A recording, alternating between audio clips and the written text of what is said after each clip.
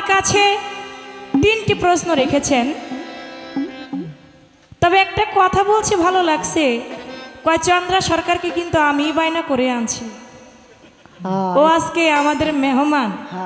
বাবা আপ্যায়ন সেই হইতাছে বাবা, কঠিন কঠিন। আমি প্রশ্ন করে 2টা আর আপনি আপ্যায়নের ঠেলায় আমারে প্রশ্ন করতেছেন 3টা। তো সেদিকে লক্ষ্য করে আমি একটি গান গাইলাম, সেই ভেদটা এই জগতে আকাশেরও আছে জানা, মোহরে নবুয়ত আমি করছি বর্ণনা। গানটির মধ্যে লেখা আছে সেই ভেদটা এই জগতে আকাশ বিনে কেউ জানে না, মোহরে নবুয়ত আমি করছি বর্ণনা। কিন্তু আমি গাইতে সময় ওই কথাটা একবার বলে আবার বলেছি আকাশেরও আছে জানা। এখন বলে যে ভেদ আকাশ বিনে কেউ জানে না, সেই ভেদ তুমি কেমনে বলবা? বাবা, এজন্য বাবা নবুয়তের ভেদটা বুঝতে হবে, না বুঝলে তো কত কিছুই কইবেন। পোলাপান মানুষ আপনি, কারণ আজকে আমার বুড়া পোলাপান আর কি, বুড়া বাচ্চা কাচ্চা সেই বিষয় হয়েছে। কারণ যেহেতু মা কয় সন্তান তো আমারই, যদি মা না বলতো তাহলে তো আর আমার সন্তান হইতো না। বিষয় হয়েছে এমন, 2 বান্ধবী রাস্তা দিয়া যায়, তো সতীনের ছেলে ওইটাকে কোলে করে নিয়ে যাচ্ছে, নিচের ছেলেটাকে হাঁটাই নিতেছে। তো এক বান্ধবী আবার আরেক বান্ধবীর যে কি ভাবসাব ওইটা বান্ধবী খুব ভালো জানে। কয় কি রে বান্ধবী, তোর যে ভাব কায়দার, তুই যে মানুষ কেমন আর কেউ জানুক না জানুক, আমি তোর বান্ধবী, আমি তো জানি সব জানি। তুই যে তোর নিজের ছেলেকে হাঁটাই নিতাছস আর তুই সতীনের টারে কোলে নিতাছস, বইনল কদি কারণটা কি? কয় আরে শোন বান্ধবী, কি কমু আর, নিজের টারে হাঁটাই নিতেছি এজন্য ও যেন হাঁটতে চলতে ভবিষ্যতে মানুষের মতো একটা মানুষ হইতে পারে। আর সতীনের টারে কোলে নিয়ে হাঁটতেছস, করে কোলে নিছি এজন্যে ওরে কোলে রাখতে রাখতে ও যাতে হাঁটতে চলতে না পারে, ওরে জনমকার কুইরা বানায় ছেড়ে দিব। বাবা লবণ খাই না বাবা, আমি তাই করতেছি না। তুমি কি তাই করতে চাও না? যদি সতীনের ছেলে হইতো জনমকার কুইরা বানায় ছেড়ে দিতাম। যেহেতু নিজের ছেলে, অত দূর যাব না, বুকে রাখারই চেষ্টা করব। সত্য কথা। একটি গান আমি রাখি, 3টি প্রশ্ন রেখেছেন। নবুয়তের 46 ভাগের 1 ভাগ এখনো আছে, কোথায় কিভাবে আছে বলবো। এবং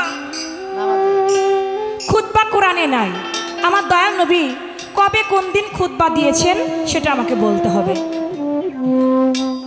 নামাজ পড়ি আল্লাহর জন্য, তাহলে আল্লাহর নবীকে কেন আত্তাহিয়াতু পড়ে আল্লাহ নবীকে কেন আমরা সালাম দিই, এবং সেখানে সলেহিনদের কেন সালাম দিই, কারণটা কি? আমি জবাব করব। আগে একটি গান এখান থেকে রাখছি।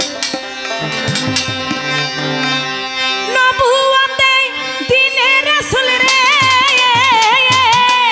ওরে নবুয়তে দিনে রাসূল রে, আমার মন খেলছে ধরায়, আমার মন খেলছে ধরায়, নবীর নবুয়তে না এলে কি নবী চিনা যায়, নবীর নবুয়তে না এলে কি নবী চিনা যায়, নবীর নবুয়তে না এলে কি তারে চিনা যায়, নবুয়তে না এলে কি তারে চিনা যায়। নবী মক্কাতে নবুয়ত পাইয়া ওরে পাশ করলেন মদিনায় যাইয়া,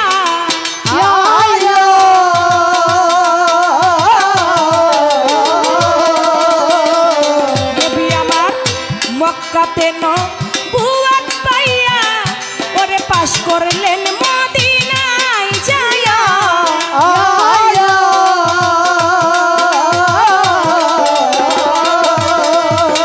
খোদে খুদার কালাম পাইয়া রে, ওরে খুদে খুদার কালাম পাইয়া রে, খোদে খুদার কালাম পাইয়া রে,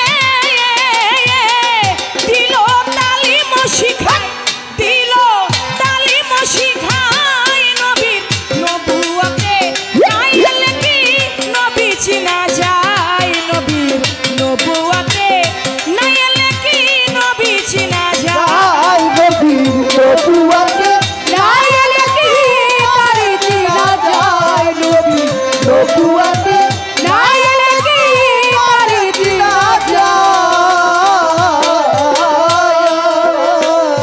রাসূল মিন আনফুসাকুম ওরে নবুয়াতে খেলছে নিগু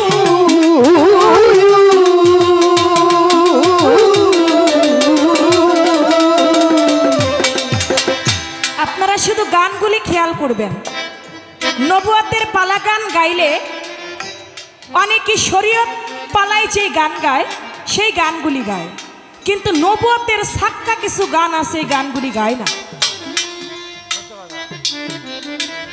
এই গানগুলি নবুয়াতের এমন গান যার মধ্যে কোনো শরীয়তি ভাব না, এটা ডাইরেক্ট। তাই গানটার মধ্যে বলেছে রাসূল মিন আনফুসাকুম নবুয়াতে খেলছে নিগুম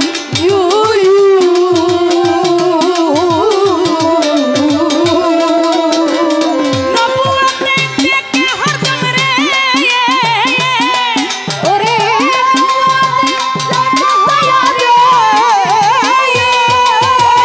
নবুয়াতে দেখে হরদম রে সেই ভেদ জানাই ইশারায় সেই ভেদ জানাই ইশারায় নবীর নবুয়াতে না এলে কি নবী চিনা যায় নবীর নবুয়াতে না এলে কি নবী চিনা যায় আই নবীর নবুয়াতে না এলে কি তারে চিনা যায় নবীর নবুয়াতে না এলে কি তারে চিনা যায় নবী সৃষ্টিতে গোপন ছিল নবুয়াতে রূপ দেখাইল ও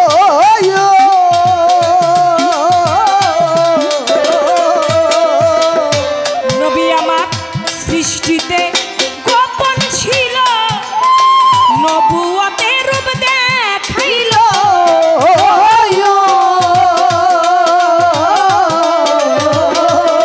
ওই রূপ যে দেখল সে পাগল হইল রে পাগল হইতে রে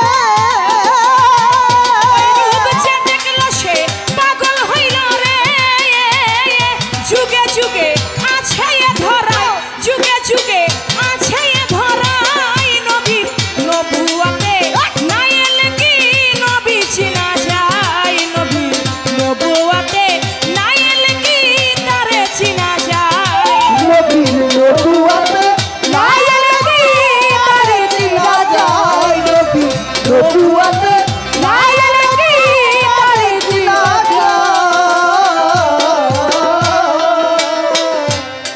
নবুয়াতে দিনের রাসূল সে যে খেলছে এ ধরায় নবীর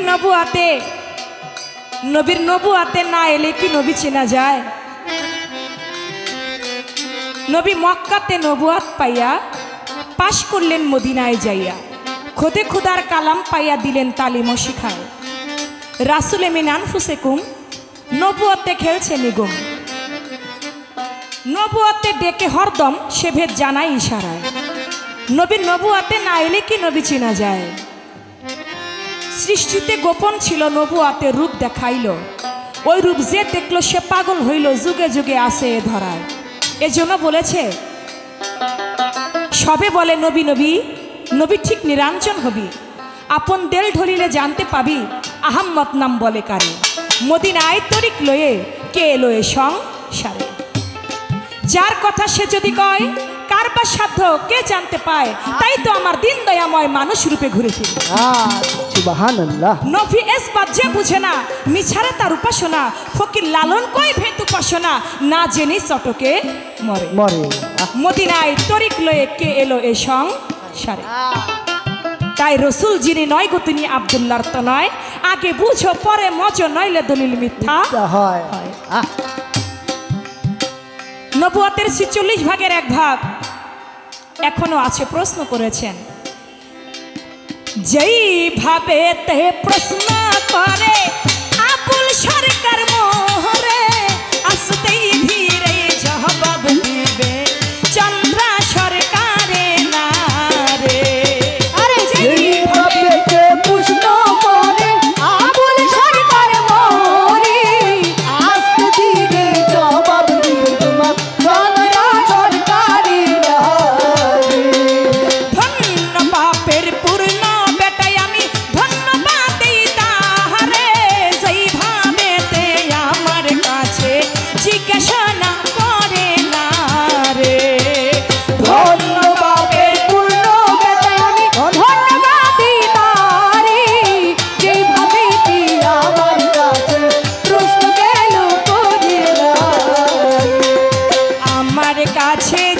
জিজ্ঞাসা করে আমার গুণের ভাই, ধীরে ধীরে তাহার কথার জবাব দিতে যায়। কেমন জানি করে আজকে আমার সরকার ভাই বন্ধু হে, এ বন্ধু হে, এ বন্ধু হে। আমার কাছে জিজ্ঞাসা করে আসরে দাঁড়াইয়া, বলেন বলেন চন্দ্রা সরকার দলিল খুলিয়া, আস্তে ধীরে করব জবাব শুনে নিবেন বইয়া বন্ধু হে, এ বন্ধু হে, এ বন্ধু হে। মনে মনে আবার রাগ হইতে পারে। আমি হই চন্দ্রার কাকা, চন্দ্রা আমারে কয় ভাই। এটা ওই ভাই না, এটা মুসলমান মুসলমান ভাই ভাই, এটা হইল গানের ভাই ভাই। আবার মঞ্চ থেকে বের হয়ে যাবো, আমি আপনার ভাতিজি, আপনি আমার চাচা, আমি আপনার মা, আপনি আমার সন্তান। এখন মঞ্চের মুসলমান মুসলমান ভাই ভাই, এই ভাইতে আবার আপনি কিছু মনে করেন না। নবুয়তের ৪৬ ভাগের ১ ভাগ এখনো আছে, কোথায় কিভাবে আছে তো স্বপ্নে দেখ। আমি হাদিস মোতাবেক জবাব করলাম। তবে সত্য স্বপ্নটা বেশিরভাগ ওলিয়া আউলিয়ার বেলায় ঘটে। সাধারণ আম মানুষ আমরা যারা, আমরা যে স্বপ্নে দেখি, স্বপ্ন ৩ প্রকার। স্বপ্নে দেখি যে একটা তাল গাছের নিচে পোশাক করতেছে, কিন্তু ঘুম থেকে উঠা দেখি বিছানা ভিজাই ফেলাইছে। এই হইল আমাদের স্বপ্ন। কিন্তু ওলিয়া উলিয়ারা যে স্বপ্ন দেখে, আল্লাহ প্রেমিক যারা, নবী প্রেমিক যারা যে স্বপ্ন দেখে, তাদের স্বপ্ন সেটাই বাস্তব হয়। এই হইল সত্য স্বপ্ন। ৪৬ ভাগের ১ ভাগ এখনো নবুয়তে আছে। প্রশ্ন করলেন খুতবা, জুম্মার নামাজে খুতবা পড়া হয়, এই খুতবার কথা তো, খুতবা তো কোরআনে নাই, তাহলে খুতবা কবে থেকে আসছে? আমার দয়াল নবী কবে কোন দিন খুতবা পড়েছিলেন? মদিনায় হিজরতের পরে আমার দয়াল নবী তিনি 14 দিন পর্যন্ত মদিনায় অবস্থান করলেন। মদিনার একটা জায়গার নাম হচ্ছে কুবা পল্লী। ওই কুবা পল্লীর মধ্যে তিনি 14 দিন অবস্থান করবার পরে শেষের যেই শুক্রবারটা আসলো, ওই শুক্রবারের দিন ধার্য করে আমার দয়াল নবীজি প্রথম কুবা মসজিদের মধ্যে জুম্মার নামাজ তিনি আদায় করলেন। সুবহানাল্লাহ। কয়জন মুসল্লি নিয়া? 100 জন মুসল্লি নিয়া সর্বপ্রথম কুবার মধ্যে আমার দয়াল নবীজি 14 দিন অবস্থান করবার পরে সেখানে জুম্মার নামাজ আদায় করলেন। শুধু আদায় করলেন না, সেখানে খুতবাও পাঠ করেছেন। আমার বাবাজি খুতবাটা আরবিতে পড়ে আপনাদেরকে শোনাইছেন। আরবিটা তো আমরা শুধু শুনি, কিন্তু আরবির বাংলাকে এটা কিন্তু আমরা অনেকেই জানি না, আমরা বুঝি না। উনি আরবি বলছে, আরবি শুনছি, কিন্তু এটার বাংলাকে এটা কিন্তু আমরা বুঝি নাই। তাই খুতবার বাংলাটা এখানে আমার হুজুর পাক পড়েছিলেন এইভাবে, সব প্রশংসা মহান আল্লাহর জন্য, ছোট বাসি ছোট, আমি তার প্রশংসা করছি, তার কাছে সাহায্য চাইছি, তার কাছে ক্ষমা চাইছি, তার কাছে সুপথ প্রার্থনা করছি, তার প্রতি বিশ্বাস স্থাপন করছি। আমি তার প্রতি কুফরি করি না, বরং যারা কুফরি করে বরং তাদের সাথে শত্রুতা পোষণ করি। আমি সাক্ষী দিচ্ছি আল্লাহ ছাড়া কোনো উপাস্য নাই এবং মুহাম্মদ সাল্লাল্লাহু আলাইহি ওয়াসাল্লাম আল্লাহর বান্দা ও রাসূল। এ হইল খুতবার বাংলা। তাই আমার রাসূল করিম সাল্লাল্লাহু আলাইহি সাল্লাম তিনি হিজরতের পরে মদিনার উপকণ্ঠে কুবা নামক স্থানে তিনি 14 দিন অবস্থান করে শেষের যে শুক্রবারটা আসলো, ওই শুক্রবারে সর্বপ্রথম 100 জন মুসল্লি নিয়ে তিনি জুম্মার নামাজ আদায় করলেন এবং এই খুতবাটা তিনি পড়লেন। এই ছিল বিষয়টা, আমি এখানে জবাব করলাম।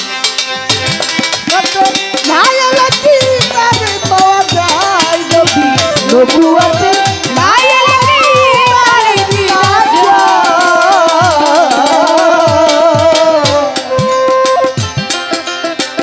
কোরআন যদি আমরা মানি, কোরআনের পর আমাদের হাদিসও মানতে হবে। আমরা একটা মানবো আর একটা মানবো না, তাহলে তো আমরা মুসলমান নয়।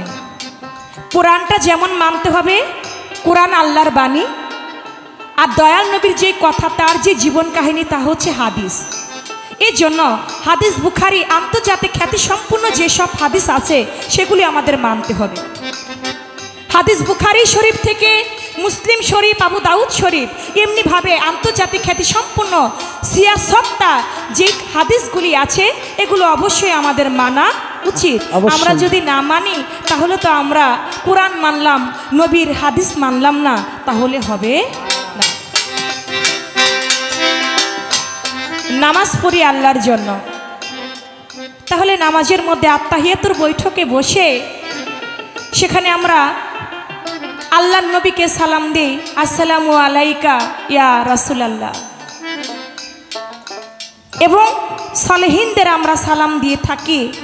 নামাজ আল্লাহর জন্য পড়ি, তাহলে নবীকে সালাম দিব কেন? একটা গান আছে, আমরা সবাই ইমানদার মনরে, আমরা সবাই ইমানদার, ইমানটাই নবী সরওয়ার, ইমান থুইয়া নামাজ লইয়া যাইবানি কবরে, নবী থুইয়া নামাজ লইয়া যাইবানি কবরে, নবী থুইয়া নামাজ লইয়া যাইবানি কবরে।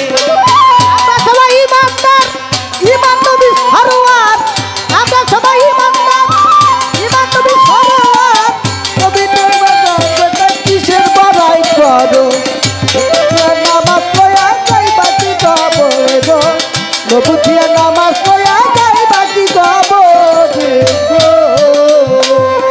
আমরা সবাই ইমানদার, ইমানটাই নবী সরওয়ার, ইমান থুইয়া মুসলমানরা কিসের নামাজ পড়ে, নবী থুইয়া নামাজ লইয়া যাইবানি কবরে।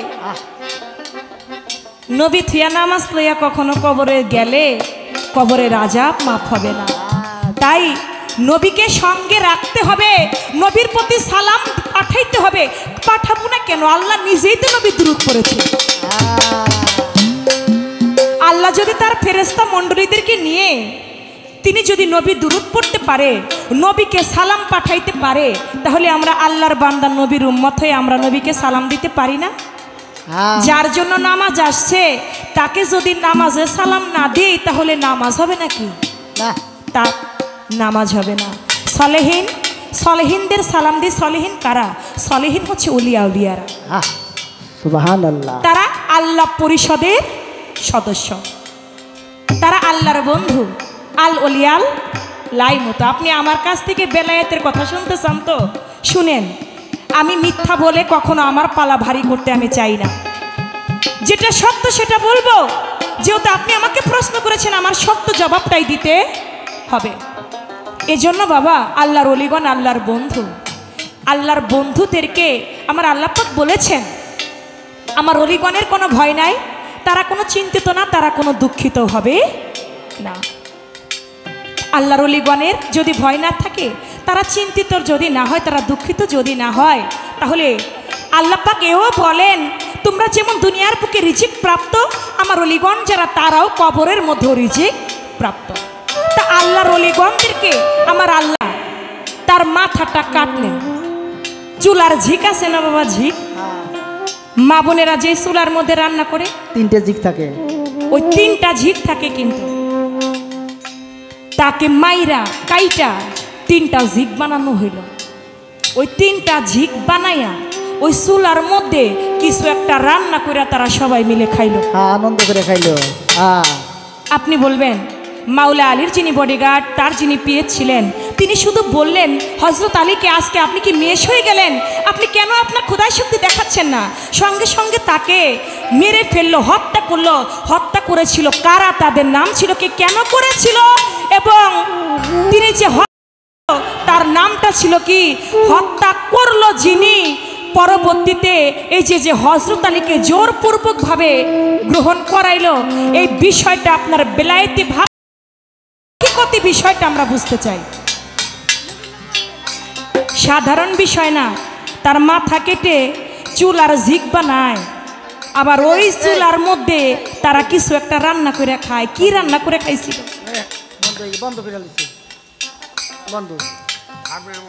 এই একটা প্রশ্ন আপনার কাছে আমার রইল। এখান থেকে আমি আরেকটা কথা রাখতে চাই, ছোট কথা বলবেন না।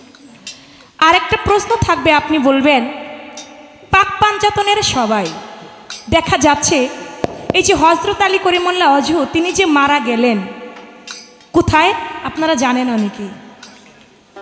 মসজিদ ঘরে। মসজিদ ঘরের মধ্যে হযরত আলীকে হত্যা করা হইল।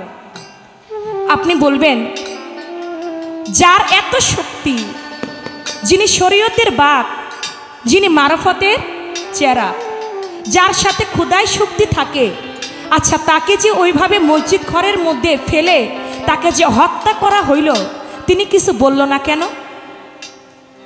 তিনি কেন তার শক্তিটা তাদেরকে দেখাইল না? মেরে ফেললো তাকে।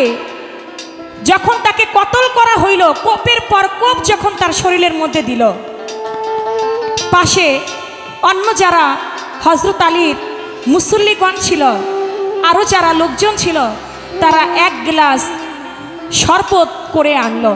শরবত করে যখন আনলো, শরবতটা নিজে খাইলেন, খেয়ে বললেন যেই ব্যক্তি আমাকে এইভাবে কতল করলো, এইভাবে আমাকে ক্ষতবিক্ষত করলো, এই অর্ধেকটা শরবত তাকেও খাওয়াই দাও। যার হাতে ক্ষতবিক্ষত হয়ে গেল, কল্লাটা ঘাড়ের মধ্যে কোপ দিল, তাকেই আবার হযরত আলী শরবত খাওয়াইতে চায়। এই বিষয়টা কি? হাসান তিনি শহীদ হইলেন, তাকে বিষপান করাইলেন জয়নব। কিন্তু দেখা যাচ্ছে এই জয়নবকে আবার বলতেছে আমি তোমাকে বেহেশতে না নিয়ে আমি বেহেশতে যাব না। যেই জয়নব বিষপান করাইলো সেই জয়নবকে আবার বেহেশতে কেন নেবে? হাসানকে শহীদ করবার কারণটা কি? এই যে হুসাইন তাকে যে সীমার কতল করলো, শুধু তাই নয়, তাকেও বললো ভাই আমি তোমাকেও বেহেশতে না নিয়ে বেহেশতে যাব না। যাদের হাতে কতল হইল তাদেরকে আবার বেহেশতে নিবে কেন? এই হাকিকতি বিষয়টা আপনার কাছে জানবো।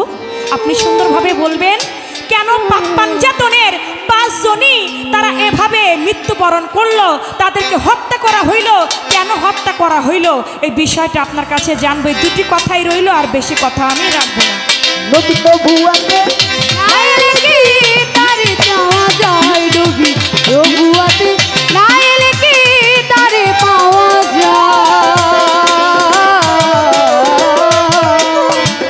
জিন্দা দেহের মক্কা মদিনায় ওইখানে নবীর পাবি ঠিকানা।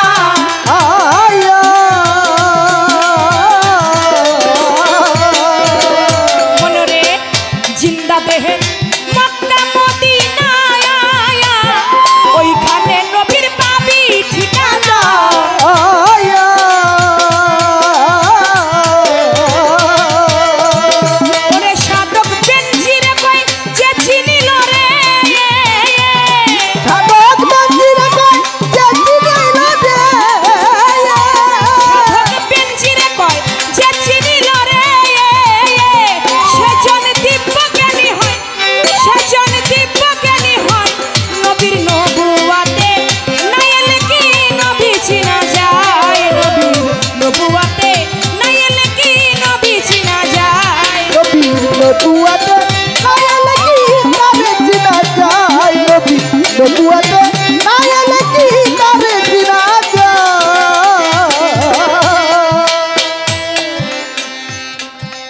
সেই ভেদটা এই জগতে আকাশ বিনে কেউ জানে না।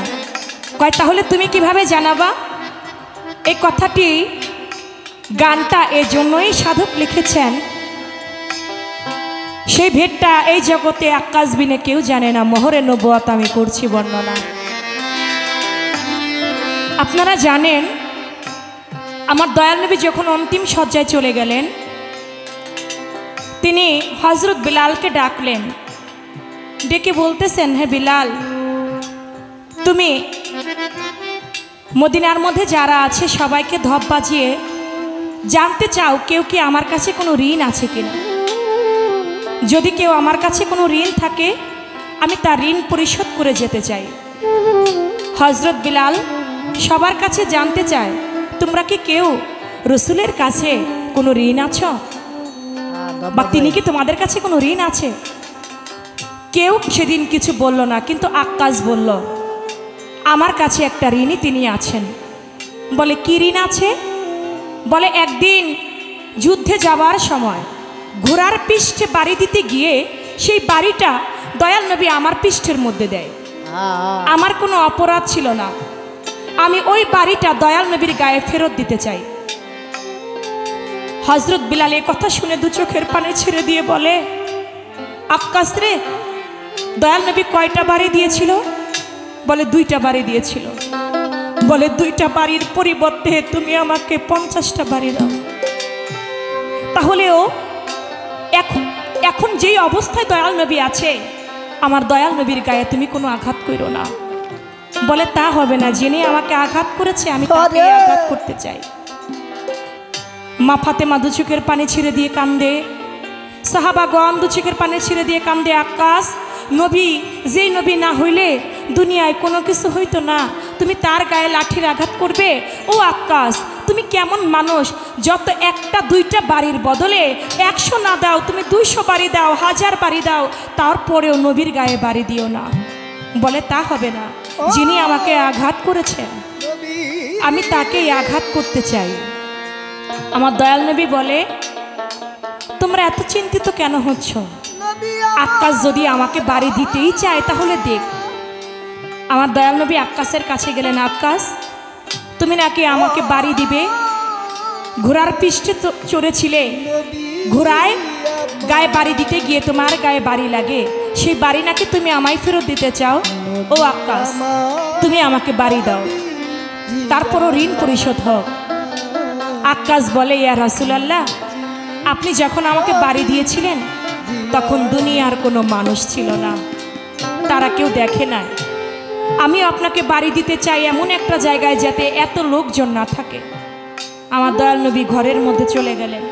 বলে, আক্কাস তুমি আসো, এখানে কেউ নাই, তুমি আর আমি ছাড়া, তুমি আমাকে লাঠির আঘাত করো। আক্কাস বললেন, ইয়া রাসূলুল্লাহ, আপনার গায়ের মধ্যে যে বাড়ি দেব, আপনি যখন আমাকে বাড়ি দিয়েছিলেন তখন আমার গায়ের মধ্যে কোনো জামা কাপড় ছিল না, কিন্তু আপনার গায়ে তো জুব্বা মোবারক আছে, আমি কেমন করে আপনার গায়ে বাড়ি দেব? আমার দয়াল নবী বলে, আক্কাস, আমি জুব্বাটা উঠাই দিচ্ছি, তুমি আমাকে বাড়ি দাও। দয়াল নবী জুব্বা উঠাই দিলেন। যখন বাড়ি দিতে যাবে, মোহরে নবুয়তের দিকে লক্ষ্য করে তাকিয়ে একটা চুম্বন দিলেন। বলে, আক্কাস তুমি কি করলা? তুমি না আমাকে বাড়ি দিবা বললা, কই তুমি তো আমাকে বাড়ি না দিয়া তুমি আমার পৃষ্ঠ মোবারকে চুম্বন করলা।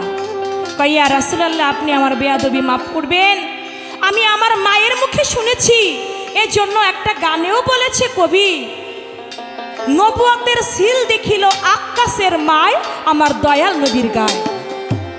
আক্কাসের মা যখন নবুয়তের সিল দেখলো, আক্কাসকে জানাইলো, আর আক্কাস কৌশল অবলম্বন করলো, কেমন করে আমি নবীর মোহরে নবুয়ত দেখতে পারি। আক্কাসের মা বলল, আক্কাস, যদি দয়াল নবীর মোহরে নবুয়ত কেউ দেখে যদি জীবনে একবার চুম্বন করতে পারে, তার 14 পুরুষ বিনা হিসেবে জান্নাতবাসী হবে। আক্কাস কোনোভাবে কৌশল খুঁজে না পেয়ে ওই কৌশলটা কাজে লাগিয়ে বলে, ইয়া রাসূলুল্লাহ, আপনি আমার বেয়াদবি মাফ করবেন, আমি শুধু একটা কৌশল করেছি, আপনার মোহরে নবুয়তে চুম্বন করবার জন্য আপনি আর দাস করে আমাকে রাখেন, আপনি আমাকে বেয়াদবি খাতায় নাম লেখায়েন না।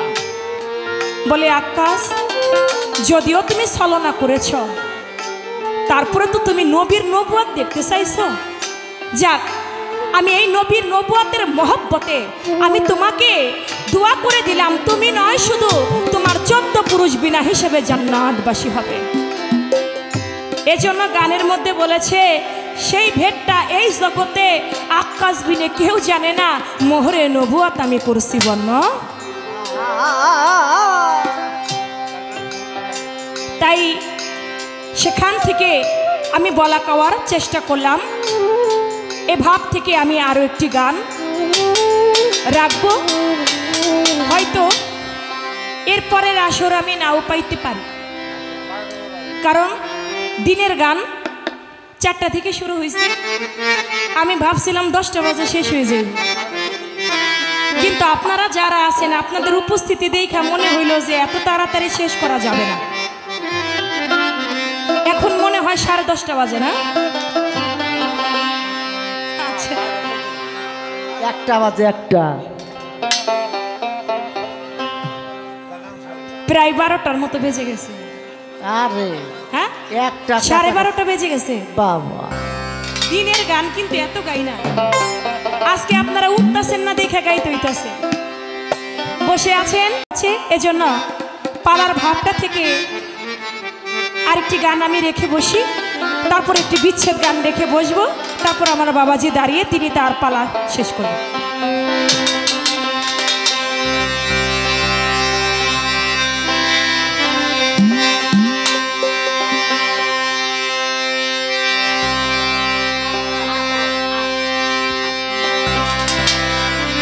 ও যার নাম স্মরণে আল্লাহ খুশি সেই নাম হযরত মুহাম্মদ। ও যার নাম স্মরণে আল্লাহ খুশি সেই নাম হযরত মুহাম্মদ। দিন থাকিতে চিনয় আমার নবীজির উম্মত রে, দিন থাকিতে চিনয় আমার নবী মুহাম্মদ। ও যার নাম স্মরণে আল্লাহ খুশি সেই নাম হযরত মুহাম্মদ। ওটার নাম স্মরণে আল্লাহ খুশি সেই নাম হযরত মুহাম্মদ। দিন থাকিতে চিনয় আমার নবীজির উম্মত। দিন থাকিতে চিনয় আমার নবীজির উম্মত। মক্কা হইতে মদিনার দিল যখন পারি, ওরে আমার দয়াল নবী স্থান পাইল আয়ুব আনসারীর বাড়ি।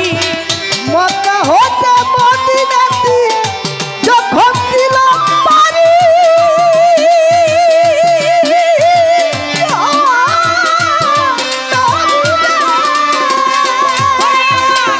দয়াল নবী স্থান পাইল আয়ুব আনসারীর বাড়ি।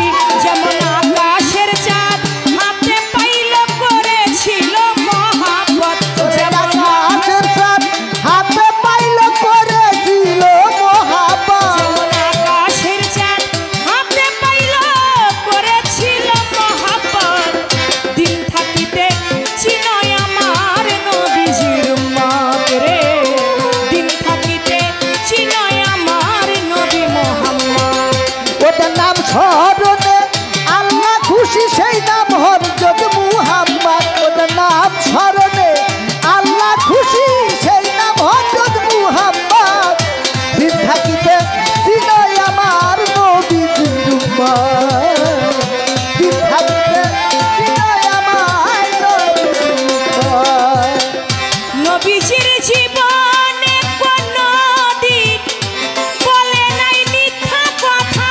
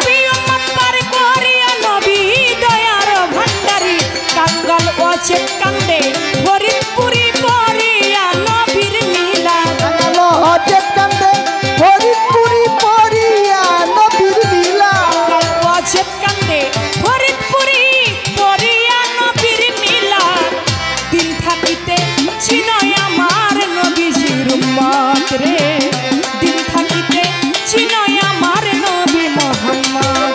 ও জানাম স্মরণে আল্লাহ খুশি সেই নাম হযরত মুহাম্মদ, ওটার নাম স্মরণে আল্লাহ খুশি সেই নাম হযরত মুহাম্মদ। দিন থাকিতে চিনয় আমার নবীজির উম্মত, দিন থাকিতে চিনয় আমার নবীজির উম্মত। আসলে আজকে যে গরম, এই গরমের মধ্যেও যে আপনারা এত সুন্দর করে বসে দাঁড়িয়ে গান শুনছেন, আপনাদের পরিবেশে আমার মন থেকে বলছি আমি ধন্য হয়ে গেছি। কারণ আমি গান গাইতেছি, আপনারা দেখতে পাচ্ছেন আমার মাথা থেকে ঘাম একবারে কিভাবে পড়তেছে, অনেক কষ্ট হচ্ছে, কিন্তু কষ্টের মধ্যে একটা আনন্দ পাই যখন আপনাদের দিকে তাকাই। এমন শ্রোতা না হইলে কখনো পালা গান গাওয়া যায় না। বাউল পালা গান ফুটিয়ে তুলে শ্রোতা। একটা শিল্পী যত বড় হোক না কেন, সে কোনোদিনও ভালো গান গাইতে পারবে না যদি শ্রোতা ভালো না হয়।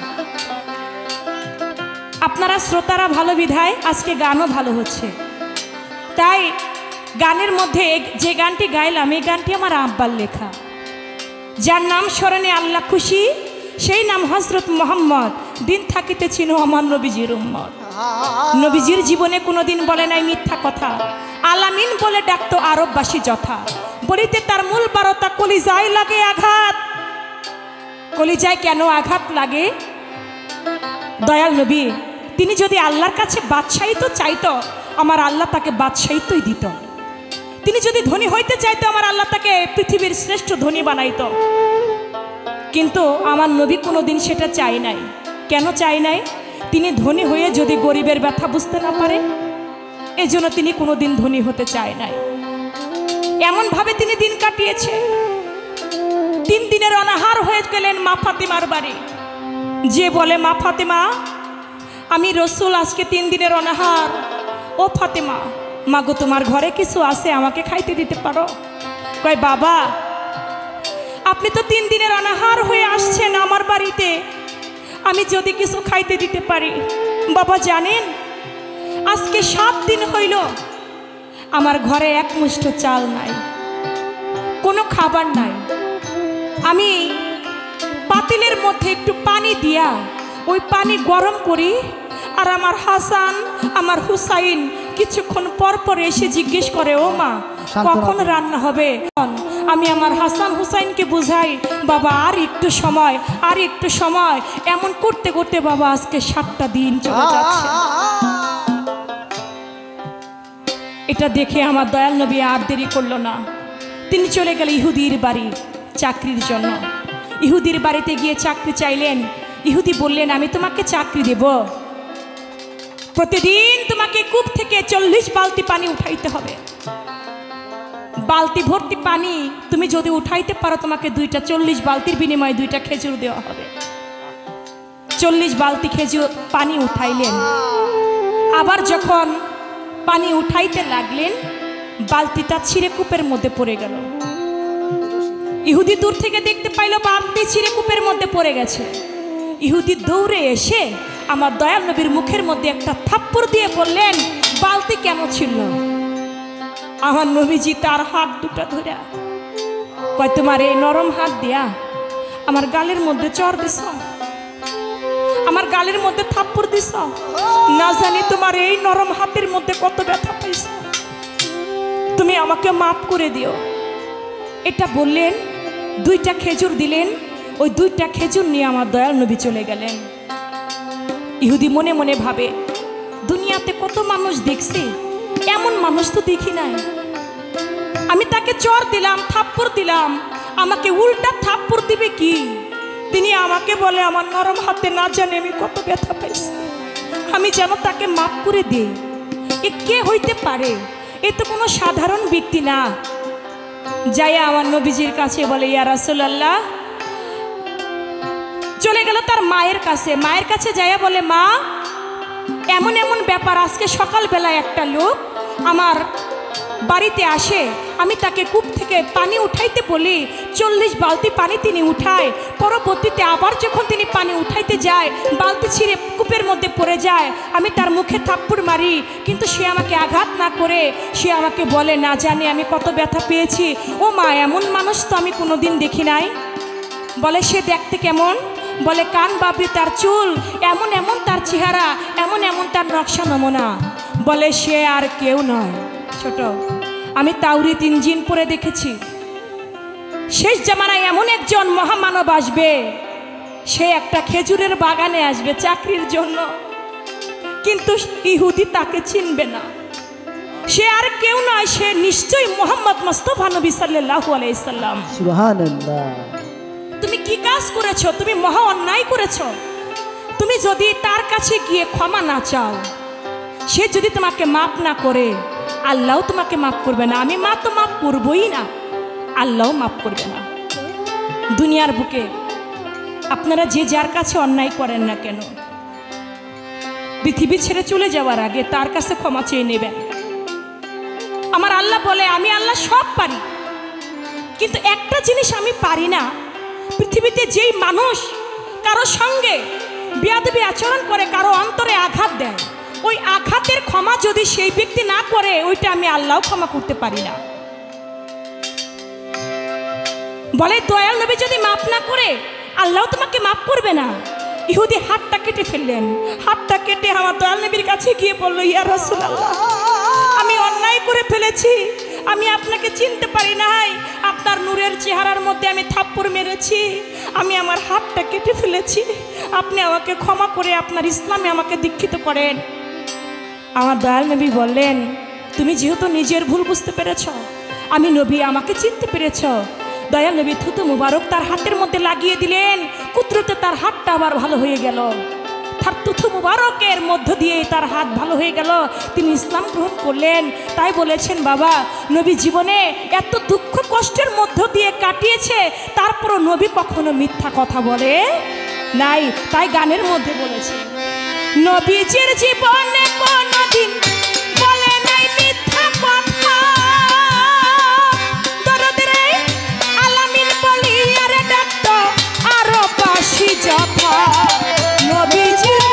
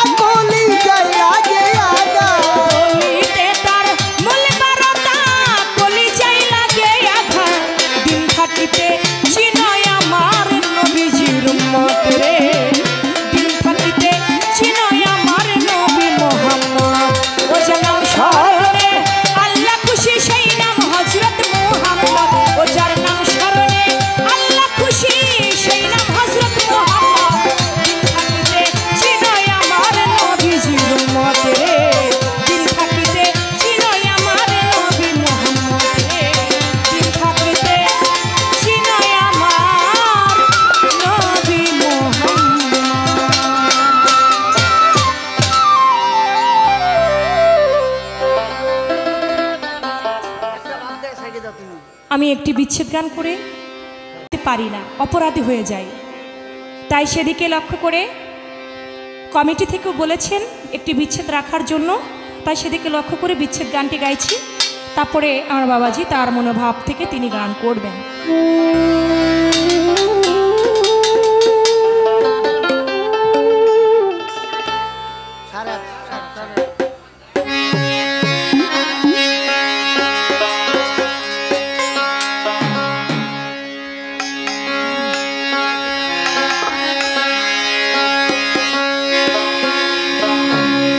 বিচ্ছেদ গান, বিচ্ছেদ বলতে আমরা অনেকেই বুঝি সোনা বন্ধুর বিচ্ছেদ, আবার অনেকেই বুঝি যে বিচ্ছেদ কখনো সোনা বন্ধুর হইতে পারে না। সোনা বন্ধু হইলে তার সেটা বিচ্ছেদ হয় না, বিচ্ছেদ হয় তার জন্য যার জীবন থেকে কিছু বিয়োগ হয়ে যায়, যার জীবন থেকে কিছু হারিয়ে যায়। আপনারা এখানে যারা আছেন, বুকের মধ্যে হাত দিয়ে কেউ বলতে পারবেন না আমার কোনো ব্যথা নাই। ব্যথা ছাড়া কোনো মানুষ নাই, দুঃখ ছাড়া কোনো মানুষ নাই। এখানে এমনও মানুষ আছে, কেউ বাবা হারা এতিম, কেউ জনম দুঃখী মাহারা, কেউ মুর্শিদ হারা, কেউ গুরু হারা, কেউ জোরের ভাই হারা। দুনিয়াতে যার হারিয়ে যায় সে বুঝে বিচ্ছেদ কাকে বলে। যার হারায় না সে কোনোদিন বিচ্ছেদের মর্ম বুঝে না। তাই সেদিকে লক্ষ্য করে আমার এই বিচ্ছেদ। আমি একজন জনম দুঃখী রে আমার বন্ধু,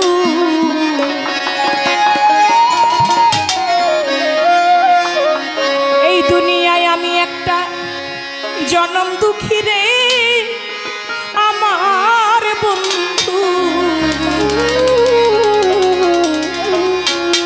মায়ারি সব সারে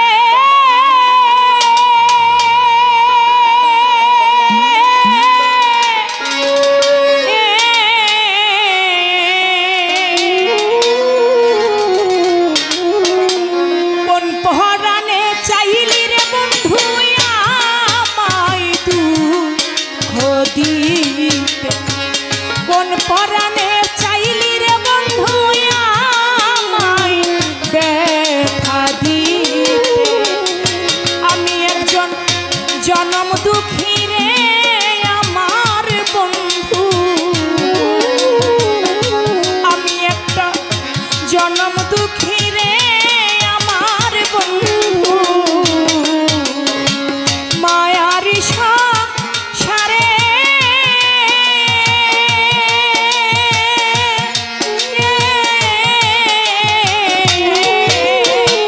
কোন পরাণে পারলি রে বন্ধু আমায় দুঃখ দিতে, কোন পরাণে চাইলি রে গনি জানা আমায় রে ব্যথা দিতে।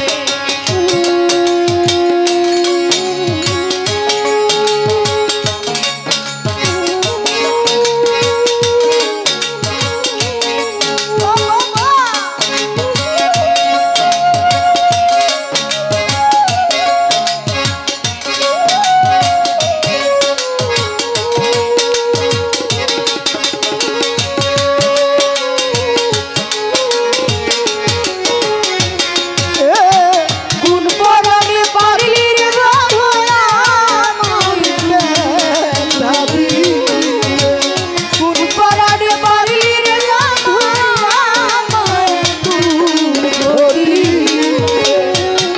আমার জন্মের আগে পিতা মরল রে আমার তরিকার ভাই,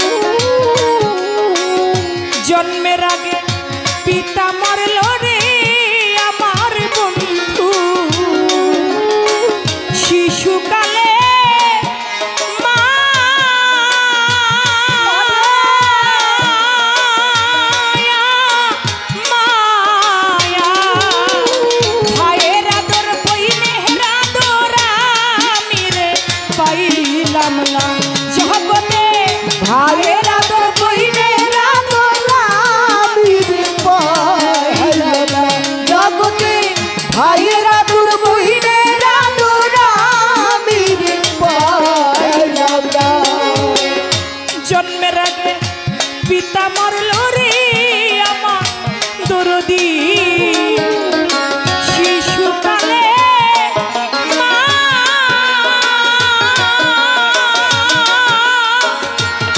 ও মা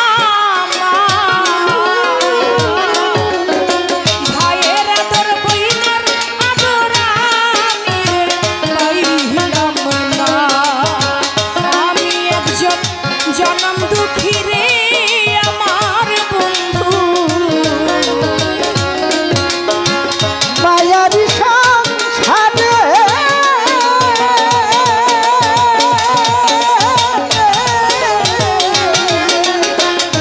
কোন পরাণে পারলি রে আমায় দুঃখ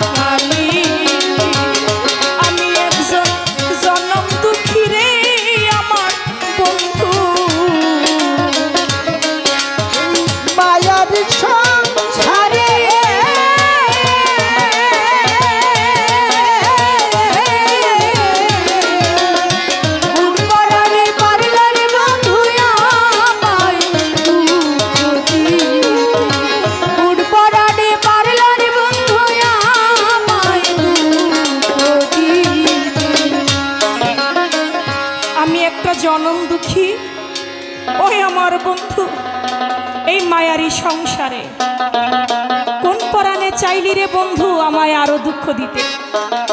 জন্মের আগে পিতা মরল, আমার শিশুকালে মা, ভাইয়ের আদর বইনের আদর জগতে আমি পাইলাম না। এ কথা কে বলে? আজকে যে আমি নবুয়তের পালা গাইতেছি, এ কথাটা বলেছেন আমার নবী সাল্লাল্লাহু আলাইহি সাল্লাম। তিনি বলেছেন আমি জন্মের আগে আমার পিতা মারা গেল, আমার শিশুকালে মা 6 বছর বয়স যখন আমার হইল, মাঠের মধ্যে আমার দয়াল নবীজি খেলা করতে গেলেন। খেলা করতে গেছেন তার বন্ধু তাহিরের সঙ্গে। এদিকে তাহিরের বাবা তাহিরের কাছে এসে তাহিরের মুখের মধ্যে চুম্বক খেয়ে তাহিরের মুখের মধ্যে একটা খুরমা তুলে দিল। তাহির দু চোখের পানি ছেড়ে দিয়ে, আমার দয়াল নবী দু চোখের পানি ছেড়ে দিয়ে বলে, ও তাহির, এই লোকটি কে তাহির? বলে উনি আমার বাবা। কয় বাবার আদর বুঝি এমনই হয় রে তাহির? বলে কেন? বলে তোমার বাবাকে একটু বলবা তোমাকে যেমনি করে আদর করে বুকের মধ্যে নিয়ে তোমার গালের মধ্যে চুমা খায়া তোমার গালের মধ্যে 2টা খুরমা তুলে দিল। ও তাহির, তোমার বাবাকে একটু বলো না আমাকে যেন অমনি করে আদর করে আমার মুখের মধ্যে চুমু খেয়ে যেন আমাকে খুরমা তুলে দেয়। তাহির তো ছোট বাচ্চা। তাহির বলে আমার বাবা তোমাকে কেন আদর করবে? তোমার বাবা নাই? তুমি যাও তোমার বাবার কাছে, তোমার বাবা তোমাকে আদর করবে, আমার বাবা কেন আদর করবে? চলে গেল মা আমেনার কাছে। মা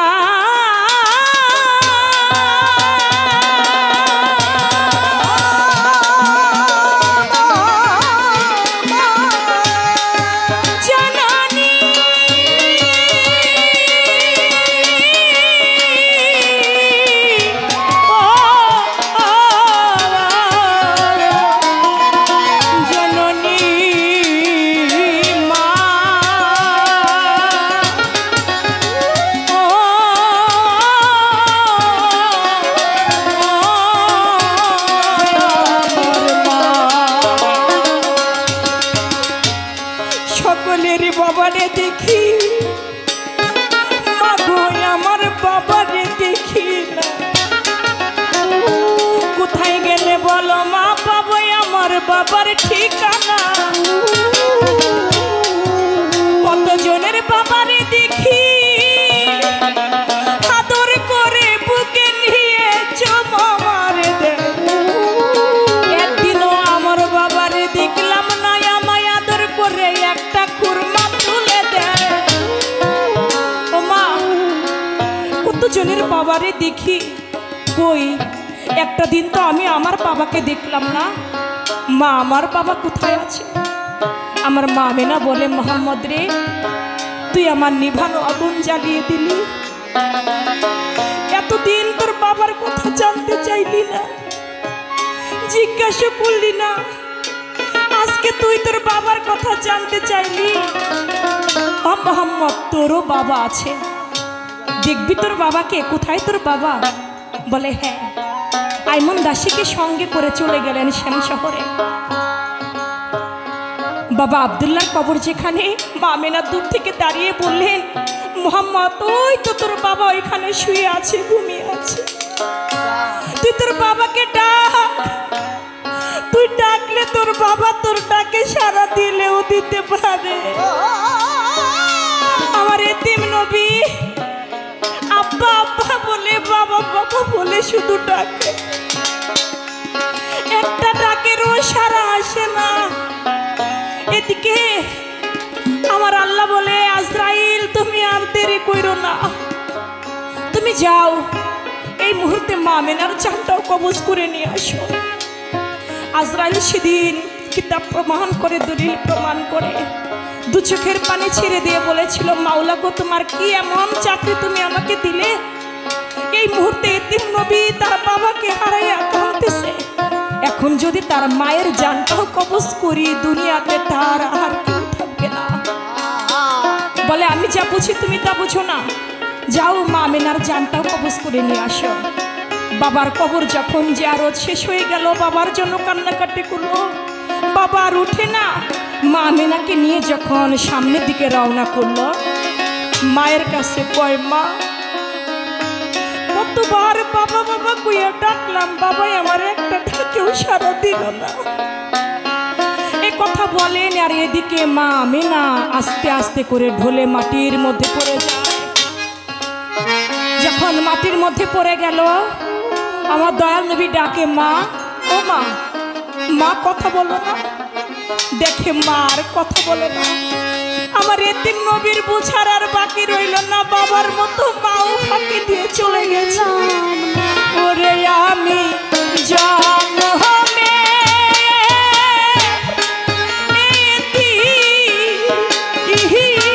পরে ওরে আমি জন্মে জন্ম হবে